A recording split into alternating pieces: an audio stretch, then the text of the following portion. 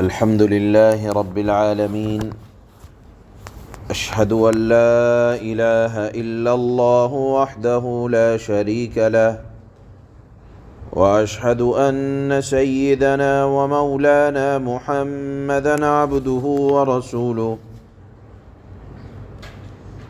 أما بعد فأعوذ بالله من الشيطان الرجيم بسم الله الرحمن الرحيم سبح لله ما في السماوات وما في الأرض وهو العزيز الحكيم له ملك السماوات والأرض يحيي ويميت وهو على كل شيء قدير هو الأول والآخر والظاهر والباطن وهو بكل شيء عليم صدق الله مولانا العلي العظيم۔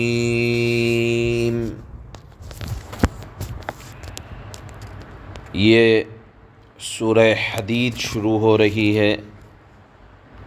حدید کے معنی عربی زبان کے اندر لوہے کے آتے ہیں، اور لوہے کا ذکر اس سورت کی آیت نمبر 25 کے اندر اللہ نے ذکر فرمایا۔ اسی مناسبت سے اس کا نام سورۃ الحدید ہے۔ اس سورت کی ابتدا اللہ کی توحید اور صفات کے بیان سے فرمائی گئی ہے۔ اللہ نے فرمایا کہ اللہ کی ذات کی تعریف یا اللہ کی پاکی کائنات کی ہر چیز بیان کرتی ہے، خواہ اپنی زبان سے ہو یا اپنی حالت کے اعتبار سے ہو۔ سبح یسبح تسبیح، اس کے معنی آتے ہیں پاکی بیان کرنا۔ کہیں تو اللہ نے سبح کا لفظ استعمال کیا، اور آپ 28ویں پارے میں پڑھیں گے وہاں یسبح کا لفظ آ رہا ہے، اور کہیں اللہ نے سبح فرمایا۔ تینوں کے معنی الگ الگ ہیں۔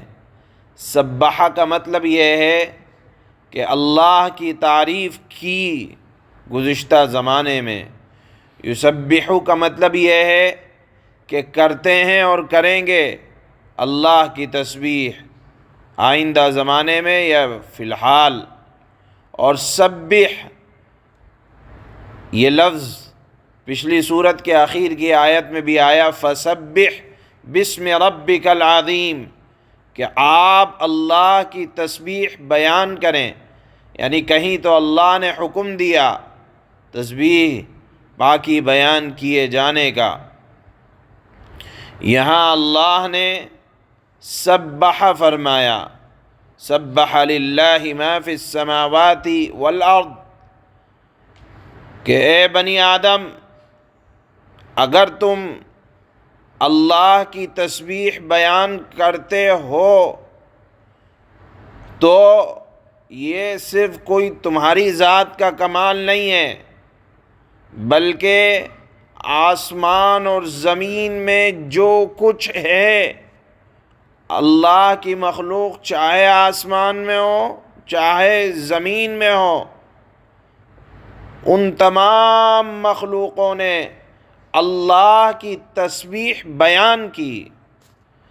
یعنی اگر تم بیان کرتے ہو تو کوئی بہت بڑا کمال نہیں کرتے ہو، تم سے پہلے آسمان کی مخلوق اور زمین کی ہر مخلوق نے اللہ کی تسبیح بیان کی، ہر عیب اور نقص اور کمزوری اور خطا سے پاک ہونے کا اعلان کیا آسمان کے فرشتوں نے، دریا سمندر کے جانور، جنگلوں اور بیابانوں کے چرند اور پرند نے، غرض یہ کہ تمام نباتات اور جمادات نے، کائنات کی ہر چیز اللہ کی تسبیح بیان کرتی ہے۔ یہ اللہ نے شروع کے جملے میں ارشاد فرمایا کہ جب کائنات کی ہر چیز اللہ کی تسبیح بیان کرتی ہے، لہذا اے انسانوں تم بھی اللہ کے ناشکرے نہ بنو کہ جب پتھر اللہ کی تسبیح بیان کرتے ہیں، پرندے اللہ کی تسبیح بیان کرتے ہیں، تو تمہاری خوش قسمتی ہے کہ اللہ پاک تم سے اپنی بڑائی بیان کروا رہا ہے۔ اور پھر اللہ نے 2 صفت ذکر فرمائی، وَهُوَ الْعَزِيزُ الْحَكِيمُ، کہ وہ زبردست حکمت والا ہے۔ عزیز کے معنی ہے ایسا زبردست اور قادر اور قاہر جس کے فیصلے کو نافذ ہونے سے دنیا کی کوئی طاقت روک نہیں سکتی۔ عزیز کا مطلب یہ آتا ہے کہ اس سے اوپر کسی کا فیصلہ چل نہیں سکتا ہے۔ اللہ نے اگر کسی کی موت کا حکم لکھ دیا تو چاہے کتنے سے بڑا ڈاکٹر ہو اس موت کو ٹال نہیں سکتا ہے۔ اور اگر اللہ نے کسی کے دنیا میں آنے کا فیصلہ زندگی کا کر دیا ہے، چاہے کتنے سے بڑا ظالم ہو اس کو دنیا میں آنے سے روک نہیں سکتا۔ یہ مطلب ہے عزیز کا، کہ اللہ کا حکم ہر چیز پر غالب ہے، اگر وہ فیصلہ کر لے اس کے حکم کو کوئی ٹال نہیں سکتا ہے۔ یہ اللہ نے اپنی ایک صفت ذکر فرمائی، اور پھر فرمایا حکیم، کہ اللہ کا ہر فیصلہ جو کرتا ہے بڑی حکمت اور دانائی سے کرتا ہے۔ اللہ کی ہر مخلوق میں یا اللہ کے ہر فیصلے میں کوئی نہ کوئی تدبیر کار فرما ہوتی ہے۔ اللہ کے احکامات میں، اللہ کی ہدایات میں کوئی نہ کوئی حکمت اللہ کی شامل حال ہوتی ہے۔ لہذا جب صورتحال یہ ہے کہ اللہ کے فیصلے کو کوئی پلٹ نہیں سکتا، صورتحال یہ ہے کہ اللہ کے ہر فیصلے میں حکمت ہوا کرتی ہے، لہذا بڑائی بھی ایسی ذات کی، پاکی بھی ایسی ذات کی بیان کی جائے گی جو ان صفات کے حامل ہو۔ پھر اللہ نے فرمایا لَهُ مُلْكُ السَّمَاوَاتِ وَالْأَرْضِ، اسی کے لیے ہے آسمانوں کی بادشاہت۔ آسمان کے فیصلے اللہ کرتا ہے، آسمانوں میں فیصلے اللہ کرتا ہے، زمینوں میں فیصلے اللہ کرتا ہے۔ یحیی و یمیت، اللہ ہی حیات دیتے ہیں، اللہ ہی موت دیتے ہیں۔ وَهُوَ عَلَى كُلِّ شَيْءٍ قَدِيرٌ، آپ کہیں کہ ہمیں تو بیماری سے موت آئی، اس بیماری کا پیدا کرنے والا اللہ۔ آپ کہیں والدین نے ہمیں زندگی دی، العیاذ باللہ، والدین کے لیے اسباب کو مہیا کرنے والا اللہ، تو گویا کہ نسبت مسبب الاسباب، اسباب کے پیدا کرنے والے کی طرف کی جائے گی۔ اسی کو اللہ نے فرمایا کہ موت اور حیات سب اللہ دیتا ہے۔ وَهُوَ عَلَى كُلِّ شَيْءٍ قَدِيرٌ، وہ ہر چیز پر قادر ہے۔ هُوَ الْأَوَّلُ وَالْآخِرُ وَالظَّاهِرُ وَالْبَاطِنُ، وہی سب سے پہلا ہے، وہی ہمیشہ رہنے والا ہے، وہ ظاہر ہے۔ کس اعتبار سے؟ کہ اللہ کو جاننا چاہتے ہو، کائنات کے میں پھیلی ہوئی نشانیوں میں غور کرو، اللہ کی حکمت سمجھ میں آئے گی، اللہ کی مصلحت سمجھ میں آئے گی، اللہ کی کاریگری سمجھ میں آئے گی۔ اللہ ظاہر ہے اس اعتبار سے، والباطن، وہ مخفی ہے اپنی ذات کے اعتبار سے، یعنی پوشیدہ ہے۔ وَهُوَ بِكُلِّ شَيْءٍ عَلِيمٌ، اور اللہ رب العزت والجلال ہر چیز کو جاننے والے، اللہ کے پاس ہر چیز کا علم ہے۔ یہاں اللہ نے اپنے آپ کو ظاہر بھی فرمایا اور باطن بھی فرمایا کہ اللہ سے زیادہ کوئی چیز پوشیدہ نہیں ہے۔ تو جہاں اللہ اپنی ذات کی حقیقت کے اعتبار سے، اسی لیے کہا جاتا ہے کہ اللہ کی ذات میں غور نہیں کریں گے کہ اللہ کیسے ہیں، اللہ کی ذات کیسی ہے، کیونکہ وہ ہماری عقل اور خیال وہاں تک نہیں پہنچ سکتا۔